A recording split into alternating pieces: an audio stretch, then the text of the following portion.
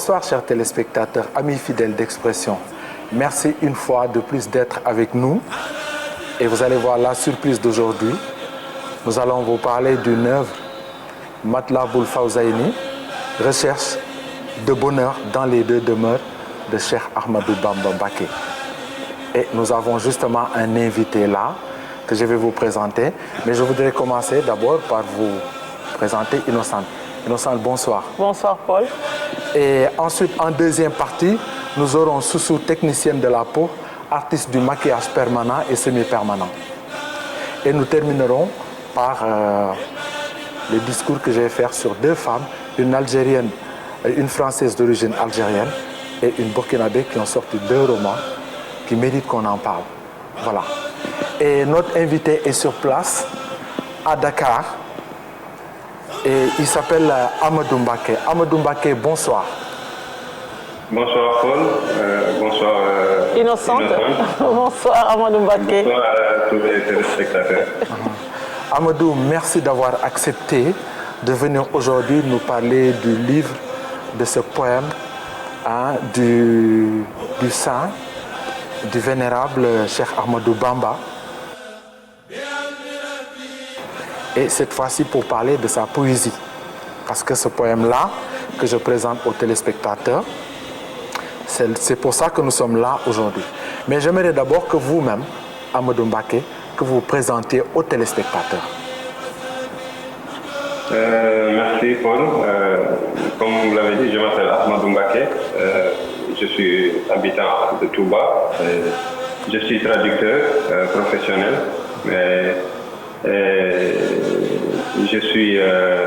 Je pense que le plus important, c'est que je suis un disciple de Cheikh Ahmadou Bamba, qui est l'auteur de l'ouvrage dont nous devons parler aujourd'hui. Merci beaucoup. Vous êtes donc notre invité en visio. Vous êtes à Dakar. Nous sommes à Libreville, au Gabon. Et vous allez donc nous parler de ce poème. Mais j'aimerais, Ahmadou, avant de commencer, est-ce que vous pouvez nous parler brièvement de Cheikh Ahmadou Bamba, fondateur du mouridisme? Et ensuite nous parler du mouridisme. Cheikh Ahmadou Bamba est un musulman soufi sénégalais qui est né en Mbacké, donc au Sénégal, en 1853 et qui est appelé à Dieu en 1927. Donc celui qui a fondé la confrérie de la Mouridiya, donc les Mourides. C'est un soufi, en fait, et le mouridisme, ce n'est rien d'autre que l'islam authentique, tout simplement. C'est l'islam authentique, le mouridisme, c'est l'islam fondé sur le savoir, la science, l'adoration d'Allah et le service aux humains, tout simplement. Je pense qu'en résumé, c'est ça l'essentiel. Ahmadou Mbacké, pour en revenir à l'œuvre Matlaboul Fawzayni, qu'est-ce qui fait de cette œuvre un poème? Le texte Matlaboul Fawzayni est rédigé par Cheikh Ahmadou Bamba conformément aux règles de la métrique arabe. Vous savez, l'arabe est une langue très poétique. Et pour ce qui est de la métrique arabe, l'écrivain philosophe Al-Khalil ibn Ahmad Al-Farahidi a identifié au total 16 mètres. Et donc chaque mètre obéit à des règles bien précises. Les poèmes sont ainsi classés par catégorie en fonction du nombre et de la forme et de la succession des pieds qui composent ces vers. Et dans ce poème Matlaboul Fawzayni, le cheikh utilise le mètre qu'on appelle Rajaz, qui est le 7e mètre de la métrique arabe. Donc vous pouvez bien le constater, les deux hémistiches de chaque vers dans ce poème Matlaboul Fawzayni se terminent par la même séquence sonore, par la même rime. Ce sont presque toujours des rimes riches, vous pouvez le constater vous-même. Donc le poème fait au total 236 vers, et ce qui correspond à la valeur numérique de la formule kun fayakun. Donc, vous savez, kun fayakun. Donc si Dieu veut créer quelque chose, il suffit juste qu'il dise soit et la chose est. Donc kun fayakun la valeur numérique de cette formule correspond effectivement aux 236 vers qui composent ce poème. Je pense que ça a une signification symbolique. On peut dire également que le chiffre 7 revêt une signification particulière dans ce poème, parce que déjà le poème a été rédigé avec la métrique, le maître, je veux dire, Rajel. Donc, et le poème a été rédigé également au mois de Rajab, donc qui est le 7e mois du calendrier musulman. Et la formule dont j'ai parlé tout à l'heure est composée de 7 lettres également. Donc ça, je pense que ça a un sens symbolique dans le poème. Donc pour répondre à votre question, je peux dire que tout de ces textes en fait un poème tout simple. C'est vrai, on l'a senti et vous l'avez clarifié aux téléspectateurs déjà, qui, je suis sûr, vont se ruer pour lire justement ce beau poème-là. Amadou Mbacké, en quoi ce poème peut-il avoir une portée universelle? Il peut avoir une portée universelle parce que déjà son auteur et ses enseignements sont universels, on va dire. Et dans le poème, le cheikh y enseigne des valeurs universelles, comme la tolérance, le pardon, la justice, l'éducation, la reconnaissance, l'humilité, voyez, la prise d'initiative. Peut-être on va y revenir parce que le contexte et l'importance du poème dans les œuvres du cheikh. Et pourquoi j'ai parlé de cela. Également le service rendu aux autres, la khidma, le respect de la dignité humaine, le travail, vous voyez, le principe de responsabilité, la place centrale que doit occuper la spiritualité dans la vie d'un musulman. Donc dans la vie d'ici-bas, on doit chercher à allier la recherche du savoir, le travail et la spiritualité. Donc, et je pense que c'est cela qui fait de ce poème une œuvre ou un ouvrage à caractère universel. Et Touba, en fait, le poème a été rédigé à Touba au moment de la fondation de la ville de Touba. C'est que nous allons y revenir, si vous le permettez. D'accord. Mais Amadou, un poète, c'est un ensemble de vers, de versets, de sons, de rimes, de rythmes, et tu l'as bien montré d'ailleurs. Mais est-ce que la traduction n'altère pas justement l'esthétique de ce poème-là? Effectivement, la traduction altère effectivement l'esthétique du texte. Cela réduit évidemment la beauté par rapport au texte original. Les sensations que le lecteur éprouve, les émotions que cela peut lui procurer. Donc ça change tout quand même. Et comme le veut l'expression italienne, traditore, comme on dit, traduire, c'est trahir, forcément. Donc on perd presque les figures de style, des sonorités, on perd tout en fait, et ça c'est une partie très importante du poème. La traduction, vous savez, cela consiste en une opération de transcodage et de réexpression. Cela veut dire qu'on essaye dans un premier temps de décoder le message, de déchiffrer le sens, pour ensuite le réexprimer d'une manière adaptée aux usages de la langue cible, de la langue d'arrivée. Donc le fond peut être plus ou moins conservé, mais la forme risque toujours d'en pâtir, si je peux ainsi dire. Donc le traducteur finalement nous transmet l'esprit et non la lettre. Voilà, on perd les figures de style qui occupent une place très importante dans le poème, notamment les paronomales qu'on trouve partout dans le poème, et c'est dommage qu'on ne peut pas conserver ça avec la traduction. Amadou Mbacké, moi ce que je voudrais ajouter, que malheureusement j'ai pas eu la possibilité, la chance d'entendre ou de dire le texte en arabe. Par contre, j'ai lu la traduction en français et j'ai eu des sensations, des émotions que j'éprouve en écoutant, en sentant, en lisant plutôt le texte. Et je me dis que quelque part, c'est parce que la traduction a été tellement bien faite que les émotions sont restées, peut-être pas toutes, peut-être toutes, qui sait, mais je pense que les émotions sont restées et je les ai bien ressenties. Voilà, une façon de dire que le traducteur a eu beaucoup de mérite. Ouais. Et vous-même qui êtes traducteur, je sens qu'au-delà du traducteur, vous avez des qualités d'interprète parce que vous nous expliquez très bien le contenu de ce poème-là. Alhamdulillahil karim silminan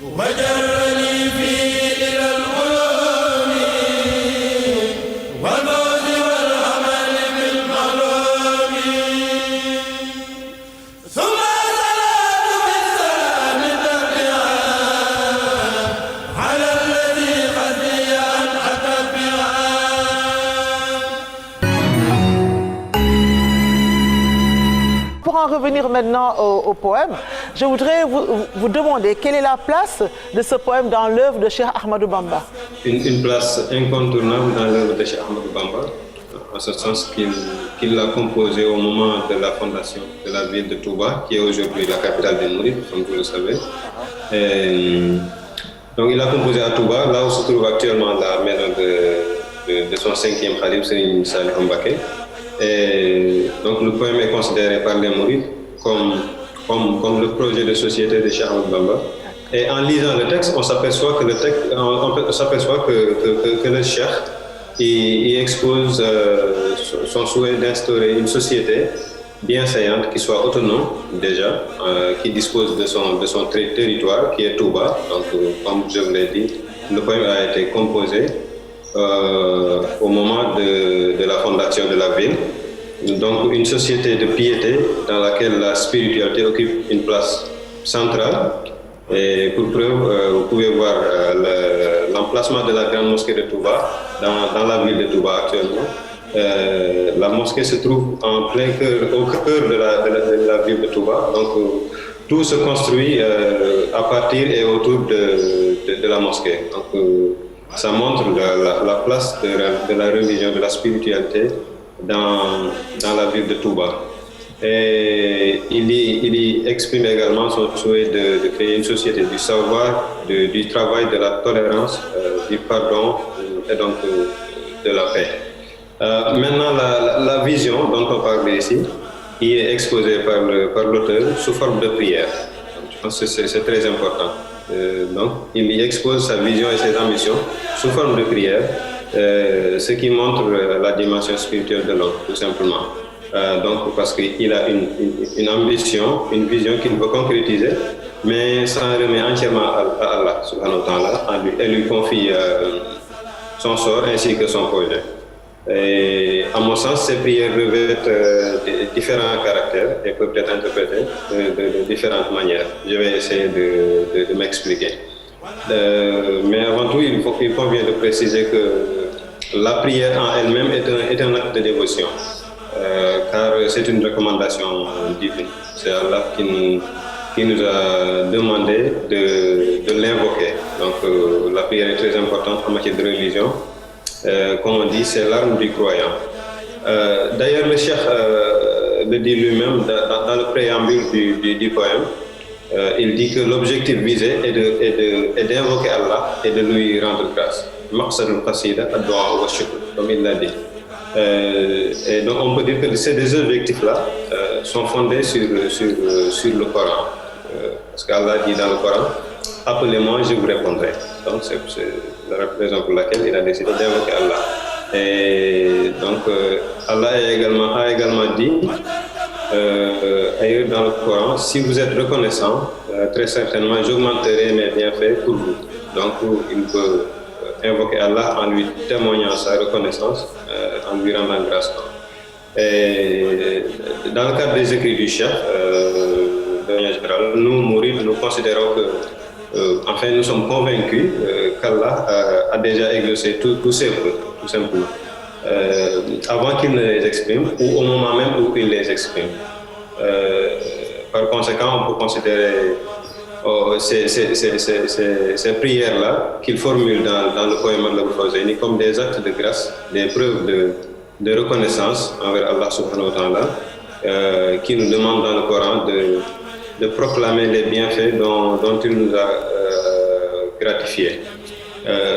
On peut également considérer ces prières-là comme des sortes de prédictions,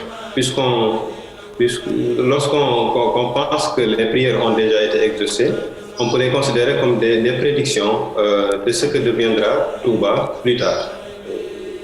Et je pense qu'on peut également considérer les prières comme des recommandations qu'il adresse aux habitants de Touba et d'une manière générale à l'ensemble des disciples mourides où qu'ils se trouvent dans le monde, parce que partout où ils se trouvent dans le monde, ils doivent se considérer comme des habitants de Touba, qui doivent respecter les règles qui sont appliquées à Touba. Donc on peut les considérer comme des recommandations. Cela veut dire que également quiconque décide de s'installer à Touba ou d'adhérer au mouridisme doit s'employer à se débarrasser de tout comportement blâmable et de toute pratique contraire aux prescriptions de l'islam, qui sont également les recommandations du Cheikh. L'ouvrage sert également de plan directeur, on peut dire, de feuille de route pour les dirigeants, les dignitaires mourides, les différents acteurs de la ville, pour les initiatives qu'ils sont appelés à entreprendre dans tous les domaines, dans le domaine religieux, économique, social, dans tous les domaines en fait. Et je pense qu'on peut le considérer juste comme un document d'orientation, même si à la base ce sont des prières, de très fortes prières quand même, des prières qu'on continue de réciter à Touba et partout. Et c'est également une sorte de miroir, je veux dire, de balance servant à mesurer les avancées réalisées et à s'assurer que les actes posés et les projets envisagés soient conformes au vœux du Cheikh, comme il les a formulés dans le poème. Donc ici, on peut dire qu'il ne fait pas de l'art pour l'art quand même. Donc il a un objectif bien précis. Voilà. C'est très clair, c'est très clair. Mais est-ce qu'il y a une séquence qui vous parle particulièrement, vous, Ahmadou? Oui, en fait, je veux dire que c'est tout le poème qui me parle, mais d'accord. Particulièrement, il y a deux séquences qui me parlent quand même.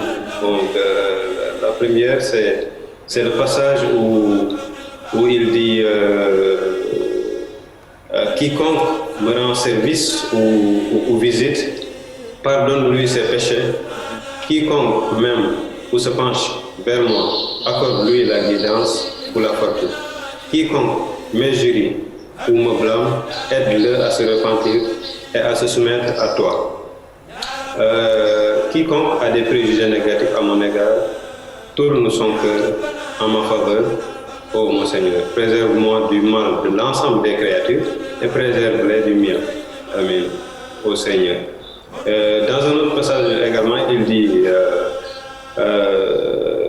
protège de tout mal venant de moi, les proches, les étrangers, les musulmans, les mécréants, donc tout le monde. Il prie Allah de protéger toutes les créatures de tout mal pouvant provenir de lui-même. Donc ça, je pense que c'est très fort, ça témoigne de sa tolérance, de son indulgence, de son sens du pardon. Ça montre qu'il est un grand artisan de la paix. Et donc ces deux passages-là nous marquent particulièrement.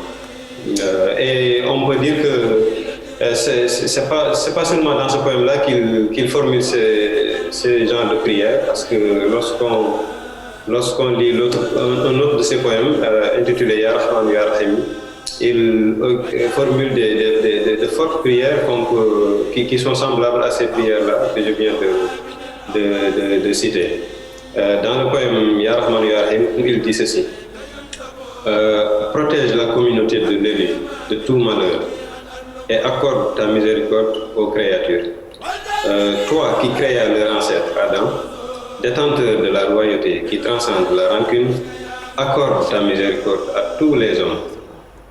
Ô guide protecteur, tu as débarrassé de mon cœur, tu as débarrassé mon cœur du mal qui le troublait. Vous voyez, donc je pense que c'est très fort, ça montre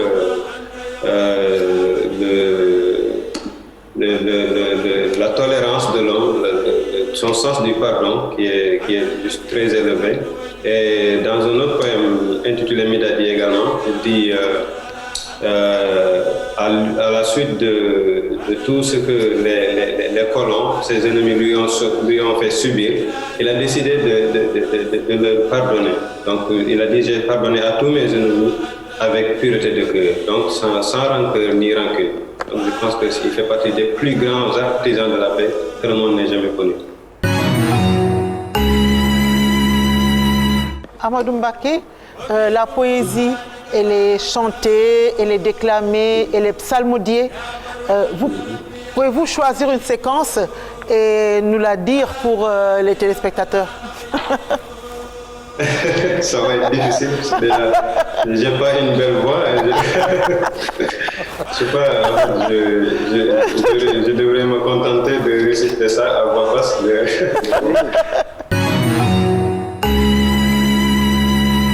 وكل من خدمني أوزارا فنجه واغفر له أوزارا وكل من أحبني أو مالا إلي فارزقه هدى أو مالا وكل من شتمني أو لاما فهب له التوبة واستسلاما وكل من أساء ظنه بيا فليقلب قلبه يا ربيا ولتكفني أذى جميع العالمين ولتكفهم أذى يا رب أمين واجعل بنائي بناء عافية يجرني إلى خيول صافية واجعل بنائي بناء علم وعمل بسنة وحلم واجعل بنائي بناء علم وعمل بسنة وحلم واجعل بنائي بناء الاهتداء ولتكف عيني كيد كل ذي اعتداء واجعل بنائي بناء الاعتداء ولتكف عني كيد كل ذي اعتداء ولتكفه الدهر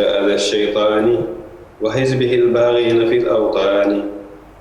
C'est parfait parce que... Vous voyez les rythmes, les sonorités. Oui, voilà. C'est parfait parce que la musicalité, la cadence, le rythme et ça, on a justement et on a les sons identiques aux hémistiches et à la fin des vers. Les assonances. Voilà, c'est voilà. Exactement, ouais. Non, c'est partout dans le pays. Non, c'est une très bonne lecture. Amadou, c'est une très bonne lecture. On l'a senti. On l'a senti.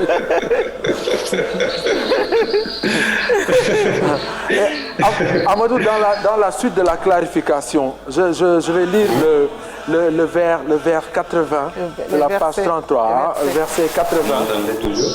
Oui, on t'entend. Alors voilà ce qu'il dit au verset 80. Préserve-nous du mal provenant des chrétiens et des juifs, de même celui de Satan et de tous mécréants, de celui provenant des djinns, de l'antéchrist, des noirs, des blancs, de l'est et de l'ouest. Quel sens faut-il donner à ces paroles? Je pense que ce sont des prières. Il prie Dieu de le protéger du mal venant de partout en fait. Il a fait une énumération, donc on y voit tout en fait, des djinns, de toutes les sources du mal, quoi. Il veut qu'Allah le protège de tous les côtés, tout simplement.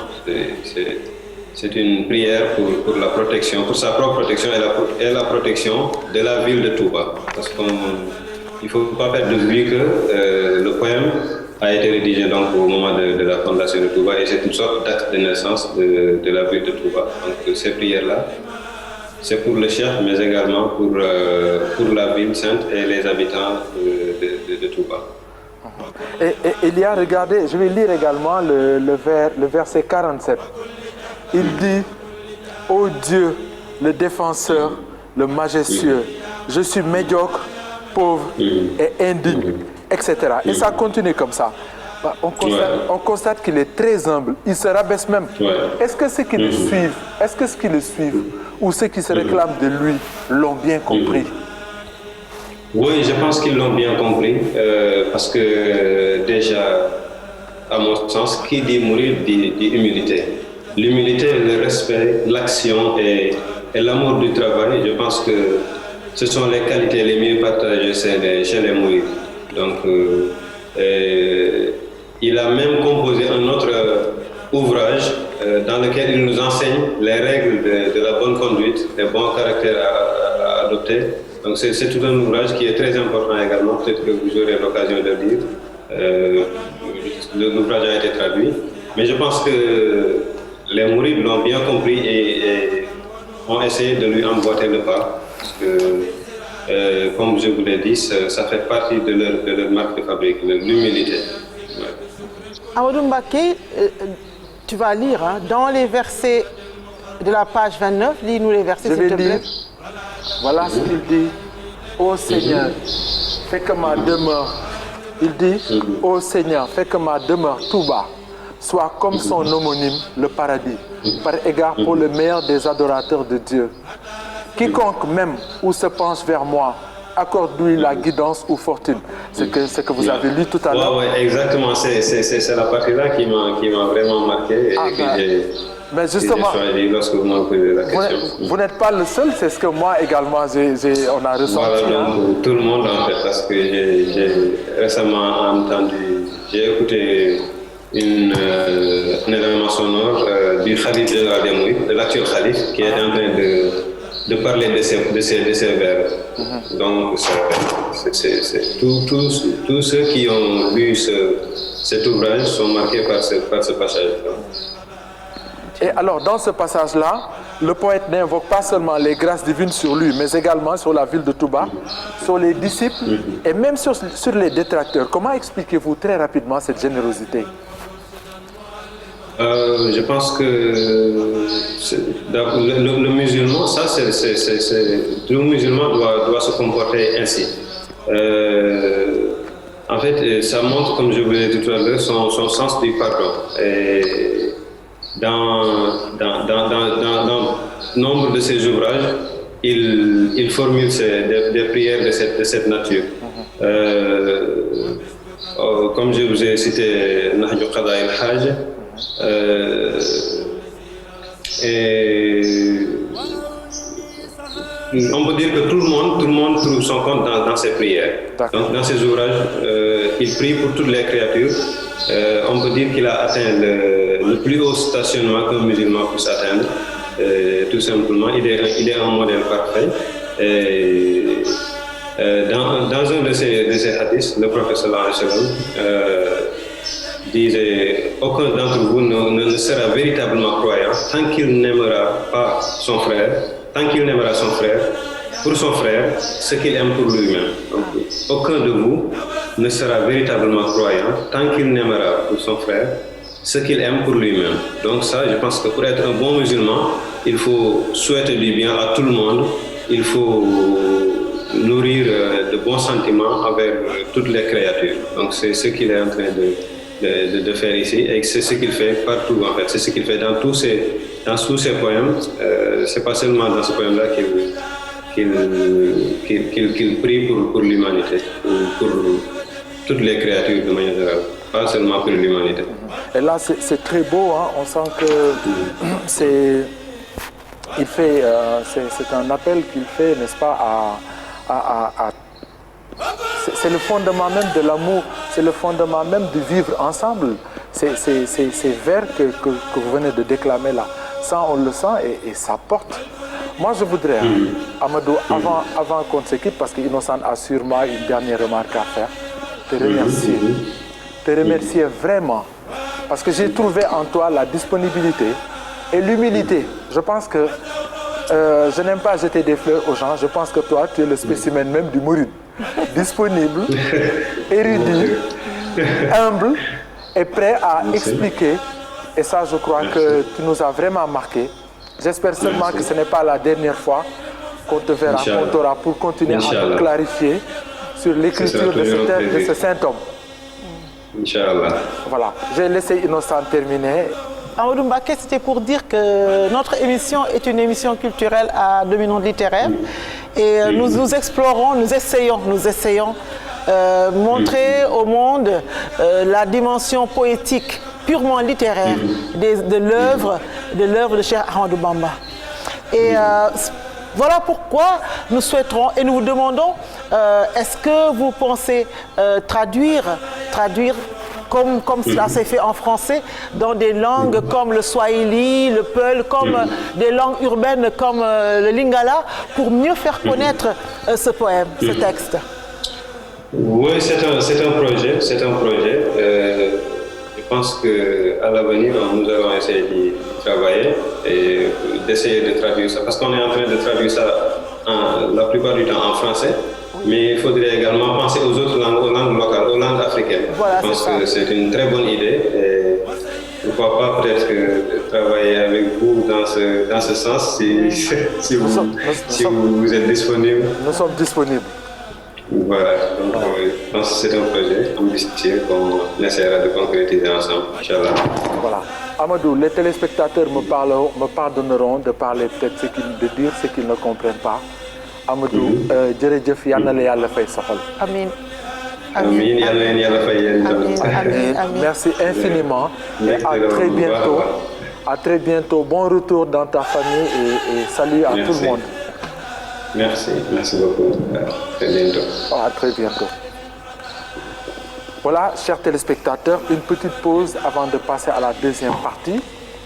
Cette deuxième partie, comme annoncé, dans laquelle vous allez entendre, vous allez suivre, avec beaucoup de plaisir d'ailleurs, cette dame Soussou, qui est une artiste, qui est une spécialiste, n'est-ce pas, de la peau, technicienne de la peau, artiste du maquillage permanent et semi-permanent, Soussou. Soussou, bonsoir. Bonsoir, Monsieur Paul, c'est moi qui vous remercie. Voilà, je te présente déjà quelqu'un que tu connais sûrement déjà, Innocente. Bonsoir, Innocente. Bonsoir, Soussou. Voilà. Soussou, je sais que tu as énormément de travail à faire. Merci d'être venu, de nous donner de ton temps pour parler de beauté, d'esthétique, de maquillage et tout le reste. C'est moi qui vous remercie, c'est vraiment gentil de votre part. Merci. Voilà. Mais est-ce que vous pouvez déjà vous présenter à nos téléspectateurs? Bien sûr, avec plaisir. Je m'appelle Soussou. Je suis née, j'ai grandi au centre de l'Afrique. Mère de 2 enfants, une fille et un garçon, 19 ans et 17 ans. Ça fait plus que 15 ans que je vis et je travaille ici au Gabon, à Libreville. Je suis technicienne de peau et artiste, maquillage permanent et semi-permanent. J'ai mon cabinet d'esthétique médicale ici à Libreville et voilà ce que je pratique ici. C'est vraiment une passion chez vous, non? Le monde de la beauté a été mon berceau, puisque je suis née et j'ai grandi dans cette ambiance. Ma mère, elle était esthéticienne. Elle est aussi, elle a son école d'esthétique, donc c'est un métier où on a grandi avec. Vraiment, c'est une passion pour moi, c'est une passion. Maintenant, donnez-nous votre quotidien.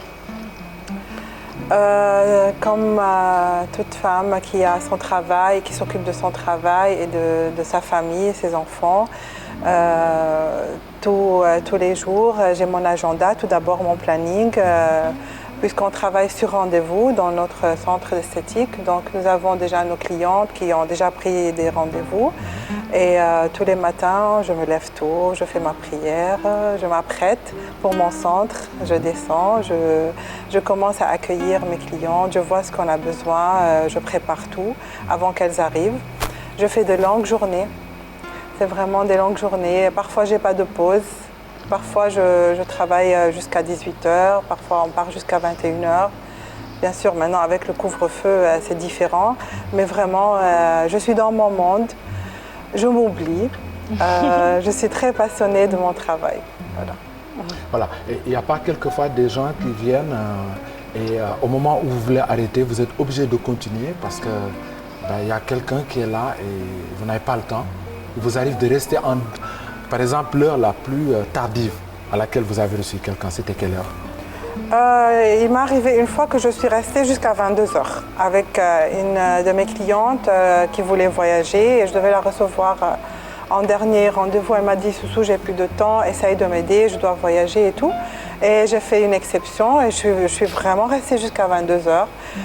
Ce qui est bien, c'est que mes enfants, ils sont déjà grands, ils comprennent que oui, maman est en train de travailler. Donc, je m'oublie dans mon travail. Et l'essentiel que je vois que mes clientes, elles sont satisfaites, elles aiment ce qu'on fait et voilà. J'ai vu une page sur Internet, une de tes pages, et j'ai vu une cliente qui pleurait de joie.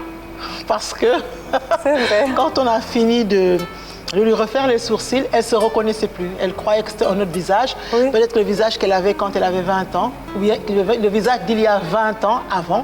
Et elle était tellement émue que ses larmes ont commencé à couler. C'est vrai, c'est vrai.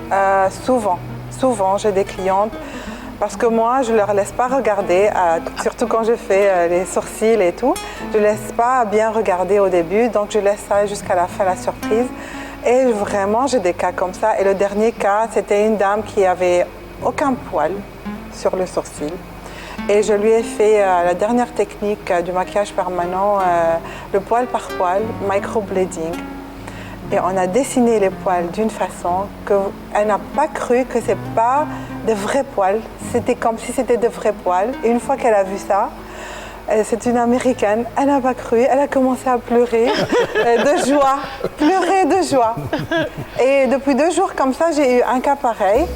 Et ma cliente, elle m'a dit, vraiment, on sent que tu travailles avec amour. Et c'est la réalité, c'est vraiment ça. Soussou, je te le dis franchement, je lis ce bonheur que tu donnes dans tes yeux là quand tu parles. Je suis très contente quand je fais vraiment quelque chose et surtout que je vois ma cliente, elle est satisfaite.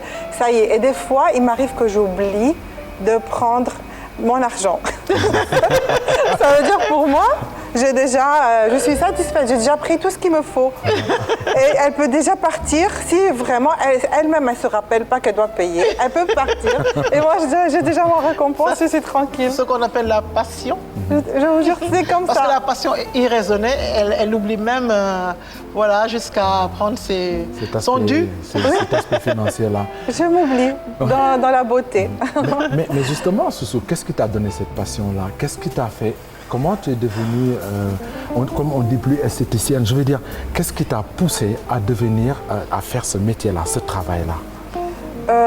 Comme j'avais déjà cité, c'était un peu dans mon monde, mais j'ai découvert après, en grandissant, ma mère, elle m'a déjà formée au début. J'étais formée par maman. Mais après, je me suis plus perfectionnée. J'ai des diplômes de partout dans les pays du monde. J'ai vraiment des diplômes. Si je veux les afficher, ça peut faire un mur complet. Mais vous êtes une professionnelle, hein? Je suis professionnelle. C'est par amour que je suis partie. Quand je vois une personne devant moi, je regarde tout d'abord la peau. Je vois s'il y a quelque chose qui ne va pas. C'est ça qui m'attire. Je regarde les sourcils. Donc, c'est vraiment c'est de la passion. Et c'est ça qui m'a poussée à m'améliorer, à me perfectionner. À chaque fois, je dis non, Soussou, il faut que tu donnes plus, il faut que tu t'améliores, il faut que tu fais de plus en plus pour vraiment voir la réussite, voir la satisfaction de tes clientes. Est-ce que vous encouragez les jeunes gens à suivre cette voie?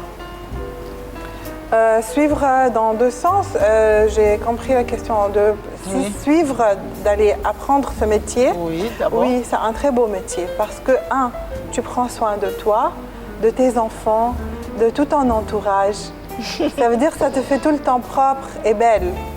2, tu prends soin des autres. Qu'est-ce qu'il y a plus beau que de prendre soin des autres? C'est vraiment de se donner.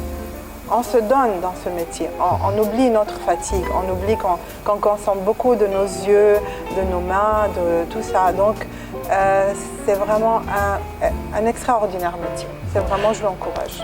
Et ça, en quoi ça consiste exactement?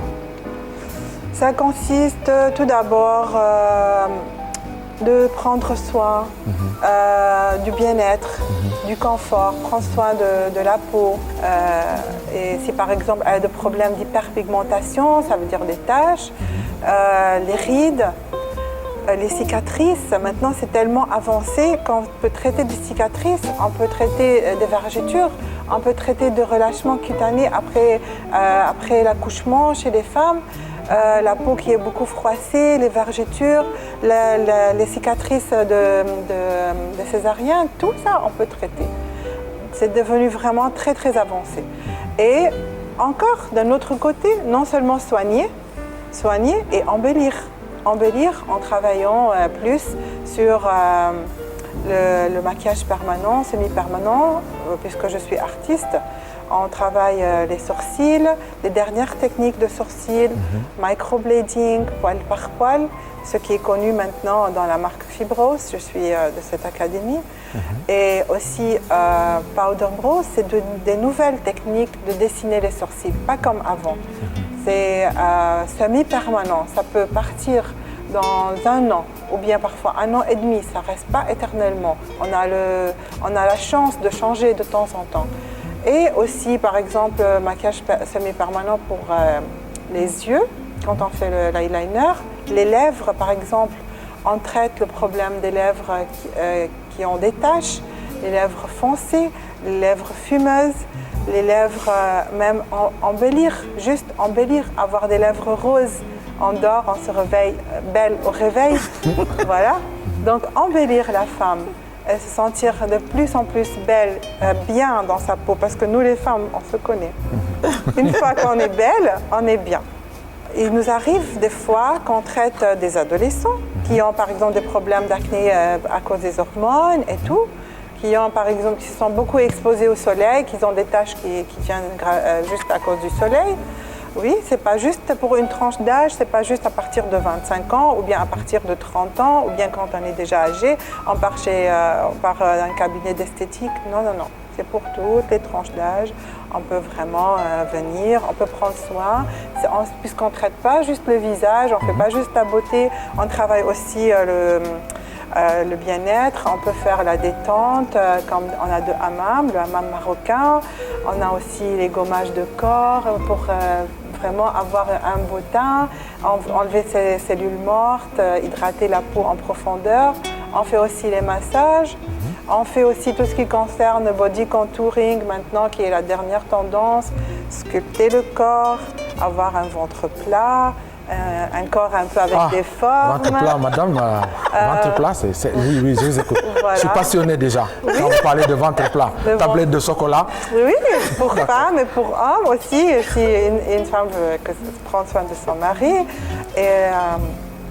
Et comme je viens de dire, après l'accouchement, on traite la cellulite, le relâchement. Vraiment, c'est vaste. Et on fait tout. On a la chance d'avoir ça à Libreville. D'accord. Et vous encouragez les jeunes à faire ce métier-là, les jeunes? Les jeunes, ils sont encore jeunes. Ils auront encore plus de temps. Ils vont encore apprendre plus de nous, des nouvelles techniques au fur et à mesure, parce que c'est un métier qui évolue toujours. Par exemple, personnellement, je fais des formations 2 fois par an. 2 fois par an, j'ai des formations, je dois voyager, je dois à chaque fois me perfectionner. Je suis tout le temps pour moi, je suis en test. Voilà. Et Soussou, tu traites toutes les peaux? Oui, et c'est ça ce qui est magnifique chez moi. Et ce qui est plus magnifique, c'est que je traite peau noire, peau métissée. Je me trouve une étoile brillante parce que je traite. C'est la vérité. Et je trouve que j'ai eu cette chance et ce bonheur d'avoir déjà l'expérience. Parce que peau noire, elle est spéciale, elle est très sensible. Il faut savoir comment la toucher, comment la traiter, comment avoir des résultats. Et on est en train de faire des résultats magnifiques. Et la majorité de mes clientes, elles sont peau noire. Je reçois de toutes les nationalités, des Américaines, des Françaises, des Libanaises, de toutes les nationalités. Et quels sont les avantages de ton métier au quotidien, tous les jours? Quels sont les avantages de tous les jours? Les avantages, puisque tout d'abord, je fais ce que j'aime, ça me permet de travailler avec amour et de rencontrer plein de monde et d'échanger avec mes clientes, de les écouter. Et elles vont m'écouter. Et puis je vois ce qui est meilleur pour eux. J'essaye de les conseiller. Je trouve que c'est un avantage pour mes clientes qu'elles peuvent avoir tout ce qu'elles veulent comme soin les dernières générations de soins, je peux leur offrir. Que ça soit par exemple dans le monde de peau. On a par exemple tout ce qui concerne laser. On est vraiment un cabinet laser complet. Que ce soit épilation définitive au laser, traitement de taches au laser, rajeunissement au laser, traitement de vergeture au laser, des tatouages au laser. Ça, c'est juste laser. Si je parle, par exemple, autrement, rajeunissement, on a des dernières aussi générations de soins comme le microneedling, la dermabrasion, la radiofréquence, le dernier soin, l'hydrafacial, qui est très connu aux États-Unis. Nous l'avons ici. Dans tout ce que vous avez dit, j'ai entendu rajeunissement et ça m'intéresse. Quels sont les inconvénients de ce travail-là que vous faites? Les inconvénients, bon, je ne trouve pas trop des inconvénients, à part que c'est un peu fatigant. J'imagine. Oui. Vous êtes sûrement debout tout On le n'a temps. pas de temps pour nous-mêmes, on n'a pas de temps pour notre famille, pour nos enfants. On peut rester toute la journée, on ne mange pas, on n'a pas de pause. Surtout si les gens aiment notre travail, vraiment, on est là pour travailler du matin. On n'a pas aussi des jours fériés, par exemple. Nous, on n'a pas des jours fériés, on travaille tous les jours. Et les jours qu'on peut se reposer, on est là-bas pour faire autre chose, pour se perfectionner, pour s'améliorer. C'est plus ça. Mais sinon, je ne trouve pas trop d'inconvénients à part ça.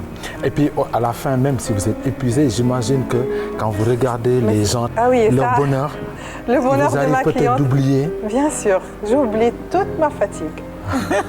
Je peux rester à travailler pour ma cliente un soin qui peut me prendre parfois 3 heures de temps. Et une fois que je lui donne le miroir et elle apprécie, ça y est, je suis bien, j'ai pas mal, j'ai rien du tout. J'ai oublié.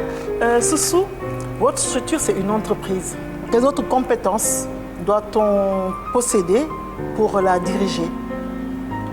Comme toute entreprise, il faut qu'on travaille en équipe. Parce que moi seule, je ne peux pas travailler. Demain, ne peuvent pas faire beaucoup de choses. Donc, on travaille en équipe. Je suis avec des filles que je les ai formées.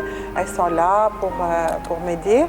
On n'a pas seulement des esthéticiennes avec nous. On peut avoir aussi un comptable qui va gérer l'entreprise, qui va aussi s'occuper de tout ce qui concerne démarches, papier et tout. Donc, c'est un peu une équipe, un tout. Pas juste esthéticienne qui est là ou bien juste on est en train de travailler. Non, il faut vraiment un tout pour qu'elle réussisse. C'est comme les médecins, quoi. Il y a des gens qui prennent les paramètres, etc. Il y a des gens mais toi, tu as tout le temps le regard, parce qu'il y a sûrement des choses que tu sais faire et que les membres de ton équipe ne savent pas faire. Bien sûr, j'ai toujours le regard.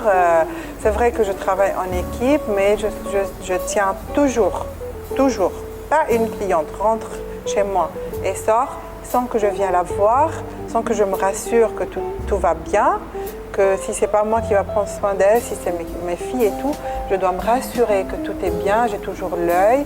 Bien sûr, ça c'est avant tout.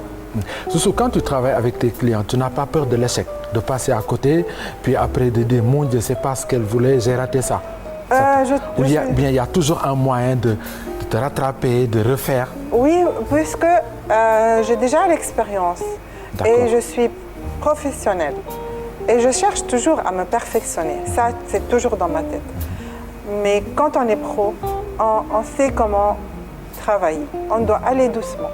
Et s'il y a une erreur, on peut bien la rattraper. C'est comme ça. C'est vraiment de cette façon. Et je sais bien comment prendre ma cliente. S'il y a un truc qu'elle n'a pas apprécié, j'essaye de faire de tout ce qui est possible pour qu'elle se sente à l'aise et elle est satisfaite. Une entreprise comme la vôtre, ça s'adresse à quel milieu? Quel type de client? Je peux dire à toutes les tranches, à toutes les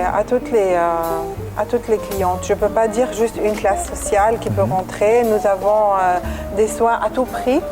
Ça peut commencer d'un petit prix jusqu'à les plus élevés, ça dépend. Parce que ma cliente, elle est venue pour traiter ce qu'elle a besoin. Mais vraiment, ce n'est pas juste pour une classe sociale ou bien non. Ce C'est vraiment pour toutes les tranches. Et par rapport à cela, pour que la cliente puisse accéder, pour que les clients puissent accéder à la structure, quel serait le meilleur endroit, puisqu'on est dans une situation urbaine, en ville, quels seraient les meilleurs endroits pour que les clients puissent avoir un accès plus facile à vos soins? Le meilleur endroit où installer l'Institut? J'imagine un endroit d'abord sécurisé. Oui, bien sûr. Nous sommes dans un endroit bien sécurisé, au plein centre-ville. C'est ça l'essentiel, justement. Il ne faut pas être très très loin parce que les clientes, peut-être elles auront peur d'aller si c'est un peu loin, si elles ne savent pas, parce que parfois on reçoit des touristes qui sont là pour un peu de temps. Il suffit d'envoyer la géolocalisation, on est au milieu du centre, on n'est pas loin, on est bien sécurisé, oui, c'est ça, c'est très important d'être dans un cadre qui est aussi...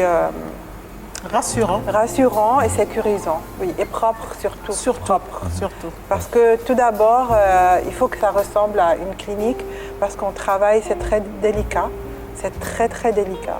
Tout d'abord, la propreté, on touche la peau, parfois la cliente, elle peut avoir des petites gouttes de sang, c'est vraiment, tout doit être désinfecté. C'est comme quand on est chez le médecin, c'est comme une clinique, ça doit être propre, vraiment à un niveau très élevé. Je suis venu dans ton cabinet, ton entreprise, hein, et j'ai vu propreté. Chers téléspectateurs, ne vous inquiétez pas parce que c'est d'une propreté impeccable, tout blanc, tout joli, très avec ensoleillé, beaucoup de lumière. Et dans ton bureau, j'ai vu beaucoup de lumière, tout blanc. C'est très beau. C'est fait exprès pour que ça répond à ce qu'on donne à nos clientes. Pour que quand elles rentrent, elles sentent que c'est vraiment un centre d'esthétique médicale. C'est une clinique. C'est une clinique de beauté. Quand je touche les sourcils, il faut que ça soit propre. Il faut qu'elle ait elle-même son outil à elle. Ce n'est pas utilisable d'une cliente à une autre. Tout doit être désinfecté. La couleur blanche, elle est exprès. Elle est apaisante, elle fait clinique, elle fait propreté. C'est dans tout ce cadre. Tout répond au même objectif. Merci Soussou pour ces clarifications que tu nous as données. Merci. Bon, on va s'en tenir là pour la première partie. Chers téléspectateurs, voilà, retour sur le plateau. Aujourd'hui, cette dernière partie sera assez brève parce que son objectif, c'est juste de vous dire qu'on voulait rendre hommage à deux dames. L'une est burkinabé, Rukiata Ouedraogo, pour le roman publié en 2020, sorti livre, Du miel sous les galettes. Alors, cette dame, elle est comédienne et humoriste d'origine burkinabé qui se fait connaître sous une nouvelle étiquette. En effet, ce récit se veut avant tout personnel. Elle tient la chronique douce du drame qui a bouleversé son enfance. Elle raconte sa famille, sa fratrie, ses parents, l'injustice qui les frappe avec l'arrestation de son père. Mais surtout, elle raconte sa mère, immigrée. Une femme restée seule pour élever ses 7 enfants, bataillant pour joindre les deux bouts, en vendant sur le pas de sa porte ses délicieuses galettes. Voilà donc du miel sous les galettes. Cette vente-là lui a permis justement de mener à là où elle a voulu mener ses enfants, comme toutes les femmes d'ailleurs africaines se battent au quotidien justement pour subvenir aux besoins des enfants. C'est donc un roman autobiographique que je vous recommande vivement. Je vais terminer par Faiza Guène. C'est une Française d'origine algérienne avec son 6e roman, publié le 27 août 2020, La Discrétion. Alors, entrée en littérature à l'âge de 19 ans, Faiza Guène ne cesse depuis de confirmer son indéniable talent. À 35 ans, elle signe déjà son 6e roman. Dans La Discrétion, ce roman, elle retrace le destin de 3 générations d'immigrés nord-africains entre l'Algérie et la France. L'histoire suit Yamina.